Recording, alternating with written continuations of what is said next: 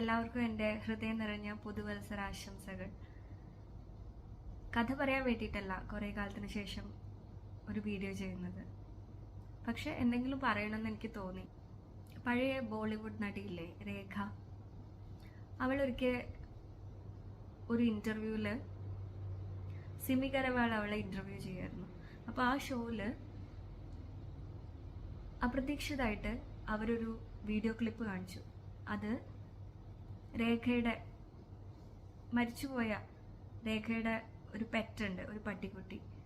അതുമായിട്ട് രേഖ ഇങ്ങനെ കളിക്കുന്ന ഒരു വീഡിയോ ആയിരുന്നു അത്. പെട്ടെന്ന് രേഖ ഭയങ്കരമായിട്ട് ഇമോഷണലായി പോയി. അതായത് സിമി വിചാരിച്ചതിനേക്കാളും കൂടുതൽ ഇമോഷണലായി പോയി. അപ്പോൾ സിമി അറിയാതെ ഇങ്ങനെ സോറി പറഞ്ഞു.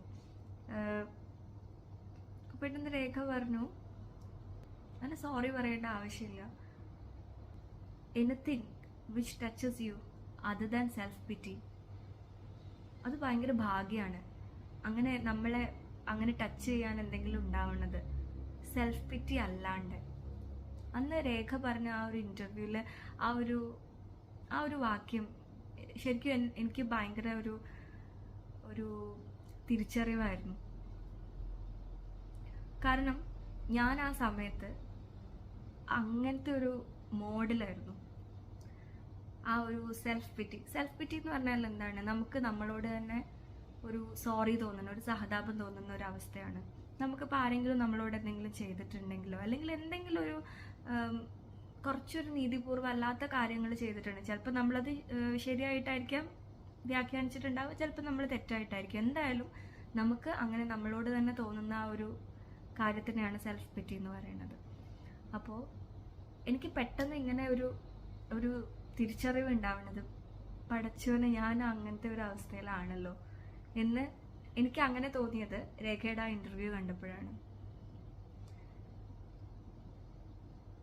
അത് കഴിഞ്ഞിട്ടാണ് ഞാൻ ഒരു പുസ്തകം വായിച്ചത്, ട്യൂസ്ഡേയ്സ് വിത്ത് മോറി എന്ന് പറഞ്ഞിട്ട്. അത് പണ്ടെങ്ങാണ്ട് വായിച്ചതാണ്. ഇപ്പം പിന്നെയും ഒന്നും കൂടെ ഒരു തവണയും കൂടെ ഒന്ന് അറിയാതെ എന്തോ ഒരു ഇതിലൊന്ന് വായിച്ചു നോക്കിയതാണ്. കാരണം കുറേ കാര്യങ്ങളൊക്കെ പഴയത് വായിച്ചത് പിന്നെയും കുറേ കാര്യങ്ങളൊന്നും ഓർമ്മയില്ല. അപ്പം നല്ല പുസ്തകം എന്ന് തോന്നുന്നത് ചിലത് എടുത്ത് വായിക്കാറുണ്ട്. അപ്പം അങ്ങനെ വായിച്ചപ്പോൾ അതിനകത്തെന്ന് പറയുന്നത് മോറി എന്ന് പറയുന്നത് ഈ ഓഥറിൻ്റെ പഴയ ഗുരുനാഥനാണ്. ഈ ഓഥറിൻ്റെ ലൈഫിൽ മനസ്സിലൊക്കെ വലിയ ചേഞ്ചസ് വരുത്തിയ ഒരു വലിയ വലിയ പെർസ്പെക്റ്റീവ്സ് അയാൾക്ക് ഉണ്ടാക്കി കൊടുത്ത ഒരു ഗുരുനാഥനാണ് മോറി. അപ്പോൾ ഈ ഓഥർ ആ സമയത്ത് അയാൾക്ക് ഭയങ്കരമായിട്ട് പല കാര്യങ്ങളും ചെയ്യണമെന്നുണ്ടായിരുന്നു. പക്ഷെ അയാൾ പിന്നെ ഒരു സാധാരണ ഒരു ജീവിതമായിട്ട് അങ്ങനെ മുന്നോട്ട് പോകുന്ന സമയത്ത് ഒരിക്കൽ കണ്ടുമുട്ടുന്നതാണ്. ഒരു ടി വിയിലോ ഒരു ന്യൂസ് പേപ്പറിലോ എങ്ങാണ്ട് മോറി എന്ന് പറഞ്ഞ തൻ്റെ അധ്യാപകനെ കുറിച്ച് ഒരു ക്ലിപ്പ് വായിക്കുകയാണോ അതോ ഒരു വീഡിയോ കാണുകയാണോ അങ്ങനെ എന്തോ ചെയ്തതാണ്. ആ സമയത്ത് മോറിക്ക് വലിയൊരു അസുഖമാണ്. പിന്നെ മോറിനെ കാണാൻ ഇദ്ദേഹം പോകുന്നതും പിന്നെ എല്ലാ ട്യൂസ്ഡേയ്സും എല്ലാ ചൊവ്വാഴ്ചകളും അവർ ഒരുമിച്ച് ചെലവഴിക്കുന്നതും അത് ഇദ്ദേഹത്തെ എങ്ങനെ മാറ്റുന്നു, അങ്ങനെയാണ്. അതൊരു ഭയങ്കര ഒരു ബ്യൂട്ടിഫുൾ പുസ്തകമാണ്, വളരെ ചെറിയൊരു പുസ്തകമാണ്. അപ്പോൾ അതാണ് കഥ. അത് കഥയല്ല, അതാണ് ട്യൂസ്ഡേയ്സ് വിത്ത് മോറി. അപ്പോൾ അതിനകത്ത് ഈ മോറിന്റെ ഒരു അസുഖം എന്ന് പറയുന്നത് അതൊരു ന്യൂറോളജിക്കൽ ഡിസോർഡർ ആണ്.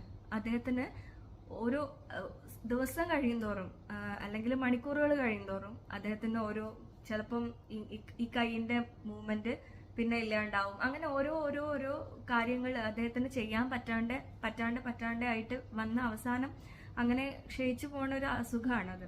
പക്ഷെ അദ്ദേഹം ഒരു കാര്യം പറയുന്നുണ്ട്, ഞാനില്ലേ മിച്ച്, ഞാൻ എല്ലാ ദിവസവും രാവിലെ എനിക്ക് കരയാൻ വേണ്ടിയിട്ട്, എനിക്ക് സെൽഫ് പിറ്റിക്ക് വേണ്ടിയിട്ട് ഞാൻ കുറച്ച് ആ കണ്ണീര് ഇതാക്കാൻ വേണ്ടി ഞാൻ കുറച്ച് സമയം മാറ്റിവെക്കും എല്ലാ ദിവസവും രാവിലെ. അത് കഴിഞ്ഞ് പിന്നെ ഞാനത് ചെയ്യില്ല. അത് കഴിഞ്ഞ് ഞാൻ പിന്നെ എനിക്ക് എന്താണോ ചെയ്യാനുള്ളത് അല്ലെങ്കിൽ എനിക്ക് എന്താണോ ഇനി ബാക്കിയുള്ള നല്ലത് എന്താണോ ഉള്ളത് ഞാൻ അതിനെക്കുറിച്ച് ആലോചിക്കുകയാണ് ചെയ്യുക. ഞാൻ ഇതിനു വേണ്ടി പക്ഷെ കുറച്ച് സമയം മാറ്റിവെക്കും എന്നാണ് അദ്ദേഹം പറഞ്ഞത്. അത്രയ്ക്ക് അനുഭവിക്കുന്ന ഒരാളാണ്. എന്നിട്ടും അദ്ദേഹം പറയുന്നത്, ഞാൻ സെൽഫ് പിറ്റിക്ക് വേണ്ടിയിട്ട്, എനിക്ക് വേണ്ടി ആലോചിച്ച് കരയാൻ വേണ്ടിയിട്ട് ഞാൻ കുറച്ചു നേരം മാറ്റി വെക്കും എന്നാണ് പറയുന്നത്. അപ്പോൾ ഇതൊക്കെ കൂടെ എനിക്ക് ആ സമയത്താണ്, ഒരേ സമയത്താണ് ഈ സാധനങ്ങളൊക്കെ കിട്ടിയത്. പക്ഷെ നമ്മളുണ്ടല്ലോ, നമ്മൾ ആ മോഡിൽ കയറി കഴിഞ്ഞാൽ ചിലപ്പോൾ അത് മനസ്സിലാവില്ല. നമ്മൾ അങ്ങനെ, നമുക്ക് ചിലപ്പോൾ ചില ആൾക്കാരുടെ അടുത്ത് സോറി വേണ്ടി വരും. നമ്മൾ ആ സോറിക്ക് വേണ്ടി അങ്ങനെ കാത്തു നിൽക്കും. ശരിക്കും നമ്മൾ തന്നെയാണ് നമുക്ക് ആ ഒരു എന്താണോ അത് കൊടുക്കേണ്ടതെന്നാണ് എനിക്ക് തോന്നുന്നത്. ബാക്കി ആരുടെ നിന്നും ഒരു സോറി കിട്ടിയിട്ട് അങ്ങനെ ആ ഒരു മോഡ് മാറാം എന്ന് വിചാരിച്ചിട്ട് കാര്യമില്ല.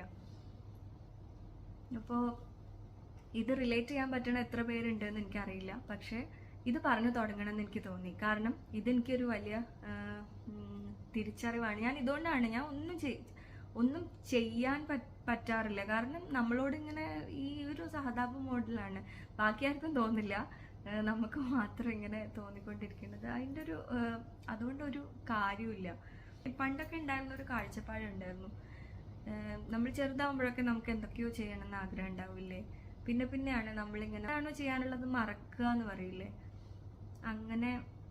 അങ്ങനെ ഞാൻ ശരിക്കും ഒരു വഴി അറിയാതെ നിൽക്കുന്ന പോലെ അങ്ങനെ തോന്നുന്നുണ്ട്. പക്ഷെ നമുക്ക് വഴി അറിയണമെന്നുണ്ടെങ്കിൽ നമ്മൾ എന്തെങ്കിലും ചെയ്തു തുടങ്ങണം. ചെയ്തു തുടങ്ങുമ്പോൾ മാത്രമാണ് നമ്മുടെ മുന്നിൽ വഴികൾ തെളിയുക. വെറുതെ ഇരുന്നിട്ട് ഒരു കാര്യമില്ല.